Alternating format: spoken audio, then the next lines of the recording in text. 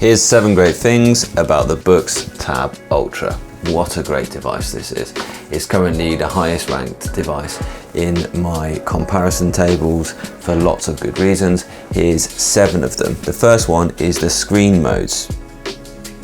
You can choose the best looking screen, you can choose a balance between speed and how good it looks, you can choose to go fast, or you can choose to go ultra fast. Now a lot of people will say this, well, why would you show actually using the screen in ultra fast to watch videos? You're never going to watch videos on a tablet like this. Absolutely agree with that. But the reason why in our initial reviews we all put videos up was to show you how good the screen is along with that GPU. The screen mode here, you can maybe just see this on the video, I'm already getting the ghosting here because I've put it into that ultra fast screen mode. But if I go ahead and I go out of this and I show you ultra fast in OneNote, let's check we're in ultra fast. No, we're not in ultra fast, it's gone to balance. Let's show you it in balanced first.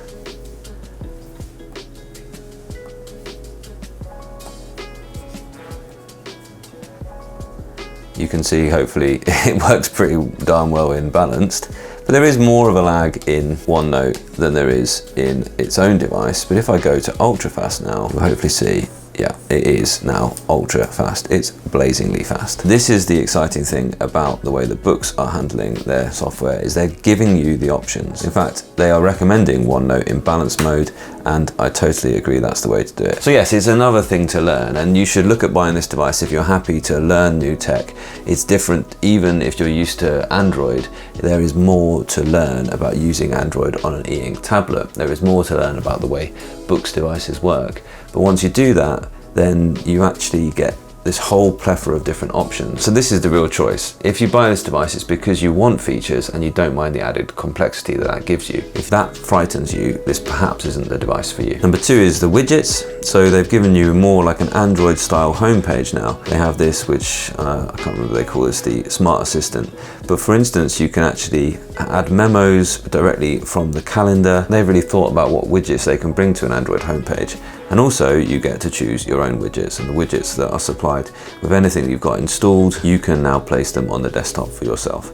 So it is a complete Android experience now. It's still stuck at Android 11, so perhaps not entirely there, but the things that you expect to find on Android are now here on the device. For instance, the screen recording and screencast are just here from that swipe down menu, which you're used to finding, or notifications, which of course you can just switch off here as well. The reading experience is also great. So I talked briefly about the calendar.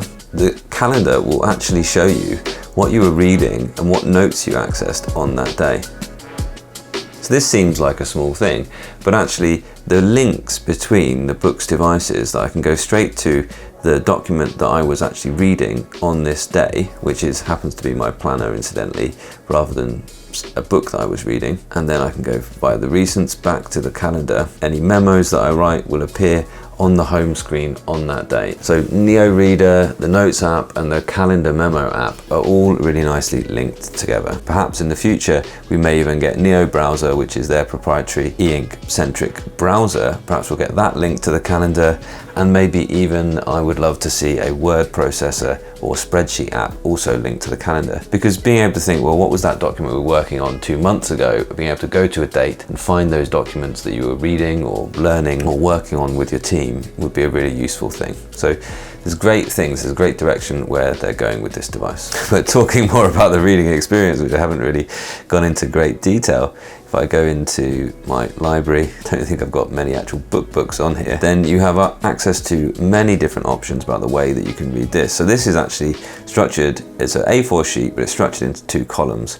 So if I go ahead to article mode in navigation, you can see it's actually automatically put me into 1, 2, 3 and 4. So now the screen will show first part of the column. When I go forward a page, instead of going to the next whole page, it will go down the column. Again, forward a page, and it goes between those columns in the order that you specified in article mode. There's so much like this.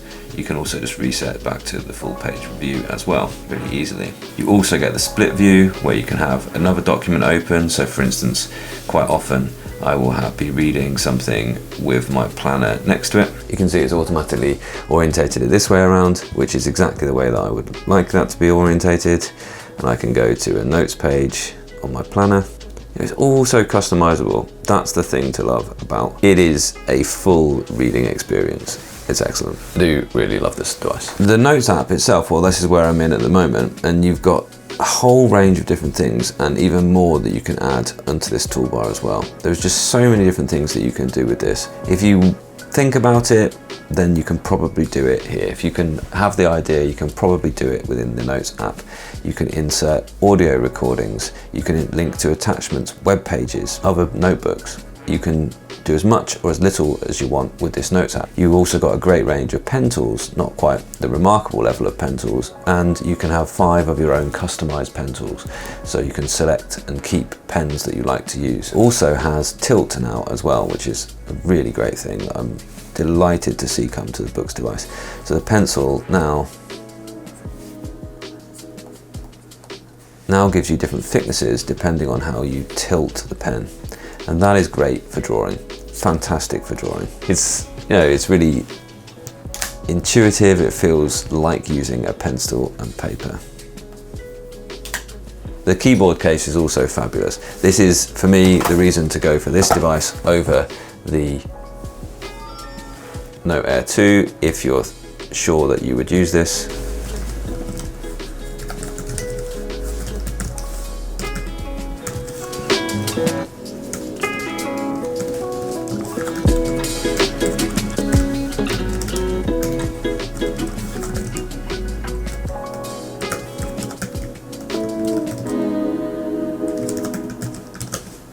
Keyboard is possibly slightly smaller than what you would really want, but generally it's a really good keyboard. And it's a membrane keyboard, it's not a mechanical keyboard, but it does have enough travel to have a good secure feeling.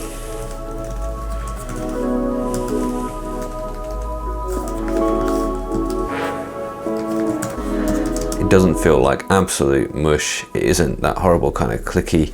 You don't feel like you're going to type on this for a long time and actually get that horrible feeling in the tendons in your hand. It's really, really good. And the nice thing is as well, you can use this in conjunction with the on-screen keyboard. And the on-screen keyboard has audio recognition. So you can actually use audio voice recognition to actually get the bulk of your writing done, and then whenever you are ready, whenever it makes a mistake or whenever you need to add a bit of punctuation because you've just chatted and chatted and chatted, then you can actually use the keyboard case to make those corrections. It's done a good job of that.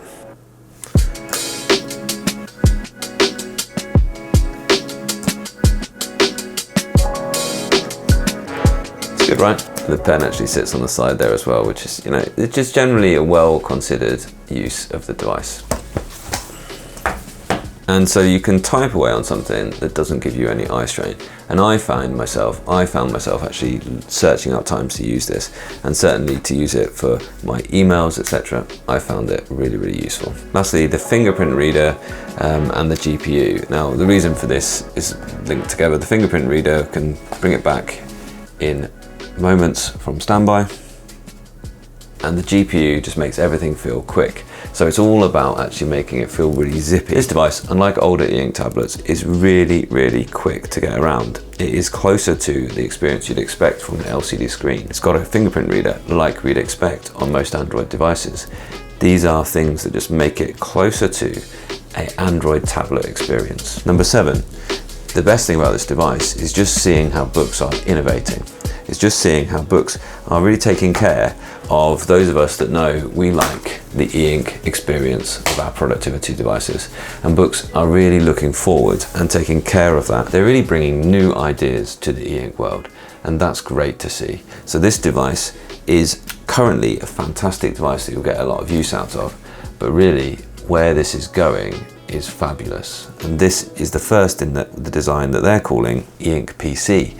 It's not a PC, but it is closer to an Android tablet, and it is a space where you can actually get more done. They are correct. This is the productivity powerhouse of a device, and I do recommend that you check it out.